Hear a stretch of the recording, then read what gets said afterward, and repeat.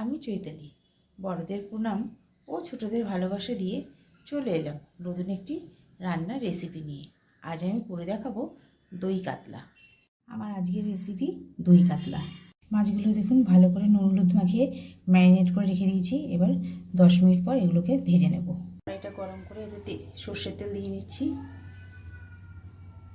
তেলটা গরম হয়ে গেছে, এবার একটা করে মাছগুলো দিয়ে দেবো।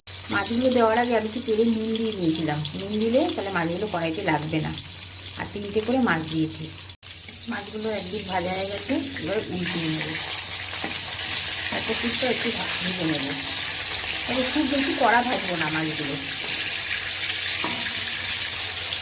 এবার এই পিঠটা ভাজা হয়ে গেলে মাছগুলো তুলে নেব। তেলের মধ্যে দিয়ে দেবো পেঁয়াজ বাটা।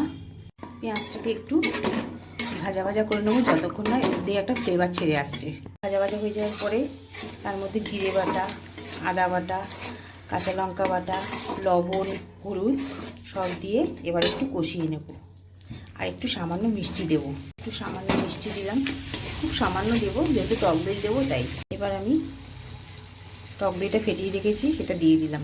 টক দই দেওয়ার সময় গ্যাসটা কিন্তু মিডিয়ামে থাকবে। এমনিও মশলা কষানোর সময় মিডিয়ামে রাখতে হবে, নাহলে মশলা নিচে দিয়ে লেগে উঠবে। এবার টক দইটা দিয়ে 5 মিনিট মতো কষিয়ে নেব, বেশিক্ষণ কষাবো না। হয়ে গেছে, এবার এর মধ্যে দিয়ে দেবো গরম জল, উষ্ণ গরম জল। জলটা দেওয়ার পরে এবার এর মধ্যে মাছগুলো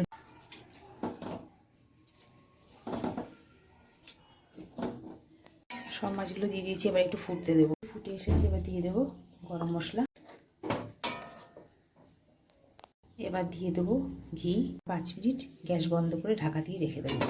দই কাতলা গরম ভাতের সময় খেতে দুর্দান্ত লাগে। আর আমার এই রেসিপিটি যদি আপনাদের ভালো লেগে থাকে তাহলে একটি লাইক, কমেন্ট, শেয়ার এবং আমার চ্যানেল মনের ইচ্ছেকে সাবস্ক্রাইব করার অনুরোধ রইল। আজকের মতো এই পর্যন্ত, আবার হাজির হব নতুন কোনো রেসিপি নিয়ে।